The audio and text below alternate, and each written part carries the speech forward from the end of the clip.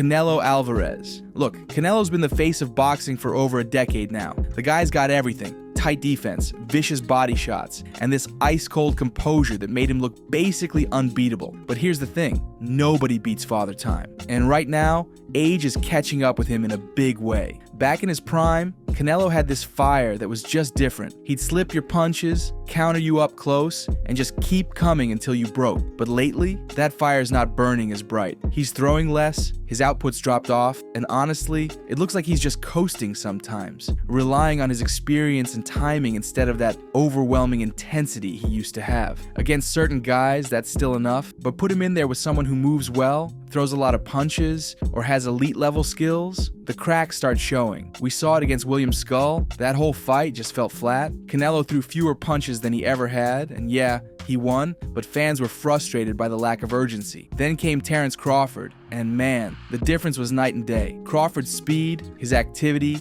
his creativity, it made Canelo look stuck, like he couldn't find another gear. That loss didn't just cost him belts, it showed everyone that the explosive and intensity that made him special just aren't there the same way anymore. Here's the real issue. Canelo's problem isn't his chin, his skill, or his resume. It's that the years and all those hard fights have dulled his edge. His greatness is still there, but that version of Canelo who'd break you with pressure and ferocity, that feels like a long time ago now. Every fight these days is basically a test of whether his experience can make up for the energy that age has taken away. Gervonta Davis. Not many fighters right now can fill up an arena like Gervonta Tank Davis. The guy's got explosive knockouts, a crowd-pleasing style, and Mayweather promotions behind him. His fights sell out, he trends on social media, and he's one of the few boxers who actually feels like a mainstream name. But here's the problem that keeps fans divided, his competition. In the ring, Tank's got power that can end your night with one punch. He's knocked people out across multiple weight classes, and his highlight reel is absolutely insane. But critics keep saying the same thing. For all that talent, he hasn't consistently fought the top names of his era. Guys like Lamont Roach, Shakur Stevenson, and Devin Haney have been calling for fights, but Tank's resume has solid wins, Ryan Garcia being the biggest, but it's still missing those all-time,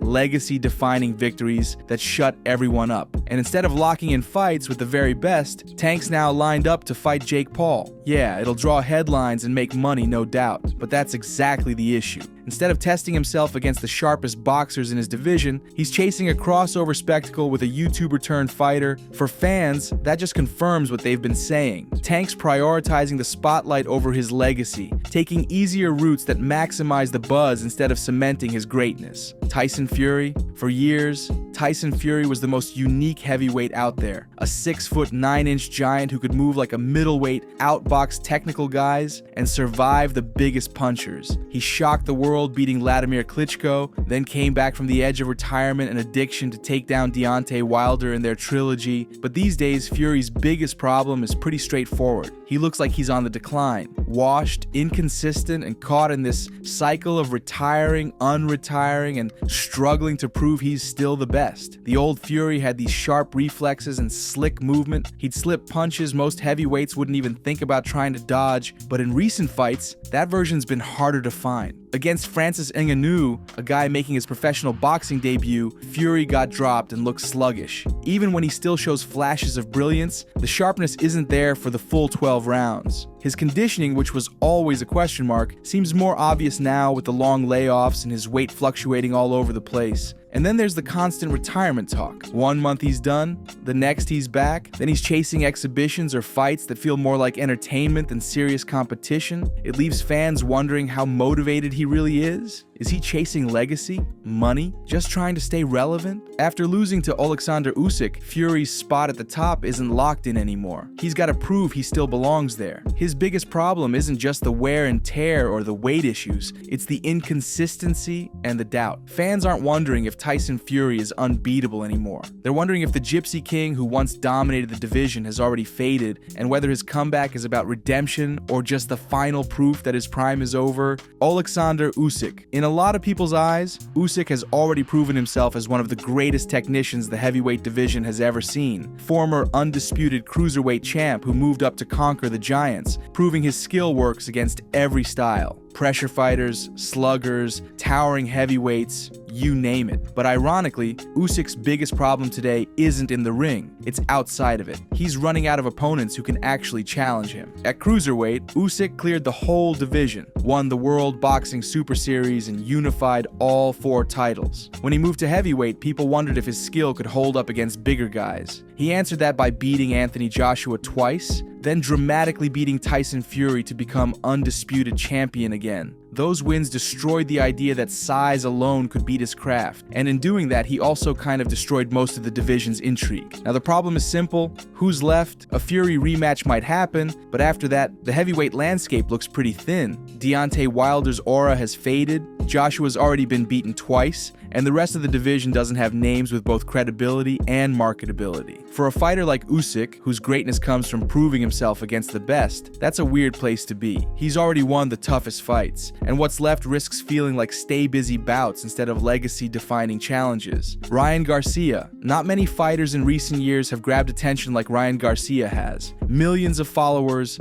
lightning-fast hands, movie star looks, he became one of the most talked about young names in boxing before he ever won a world title. But Ryan's biggest problem is credibility. For all his popularity, he's not seen as a serious contender anymore, and that image has only gotten worse with recent scandals and setbacks. The turning point was supposed to be his fight with Devin Haney. Ryan dropped Haney multiple times in a shocking performance that had fans ready to crown him a new star. But then the shine completely fell off. A failed PED test overshadowed the whole thing and made people question everything about that night. Instead of being remembered for pulling off one of the biggest upsets in years, he became the center of controversy. Then came the loss to Rolly Romero, and with it, more questions about Ryan's focus, discipline, and consistency. His lack of fundamentals, defensive flaws, and inability to adjust got exposed again. And on top of all that, instead of chasing redemption against the top names in his division, Ryan's been openly talking about exhibitions and crossover fights, moves that make it look like he's more interested in staying famous than chasing championships. Ryan's weakness isn't talent. He's got speed,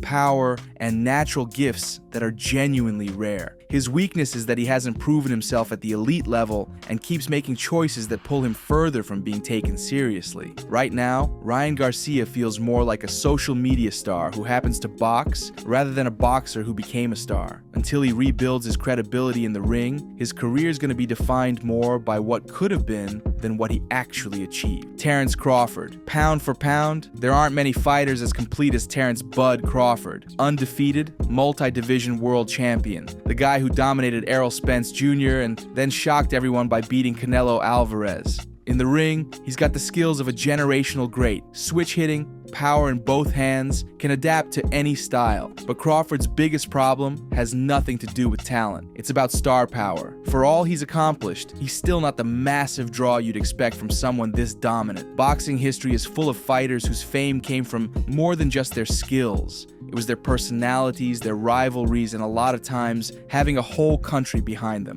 Manny Pacquiao had the Philippines, Canelo has Mexico, even Floyd Mayweather, love him or hate him, was a marketing genius who turned that into record-breaking pay-per-view numbers. Crawford, on the other hand, has never really built that larger-than-life presence. He's soft-spoken, reserved, more focused on fighting than promoting himself. That authenticity gets him respect, but it doesn't always make him a household name. The Canelo win gave him the spotlight boost he's deserved for a long time, but even now, his drawing power still doesn't match his resume. His fights don't always move the needle in ticket sales or PPV buys the way other stars do, even though he's beaten everyone they've put in front of him. For promoters, that's a weird situation. You might have the best fighter in the world, but not necessarily the biggest event. Crawford's weakness isn't skill, toughness, or his mindset. It's marketability. He's the classic case of a fighter whose greatness shines brightest to hardcore fans, but doesn't fully break through to casual audiences. Unless he can build rivalries that pull in the masses, or really leverage that Canelo victory, Crawford risks finishing his career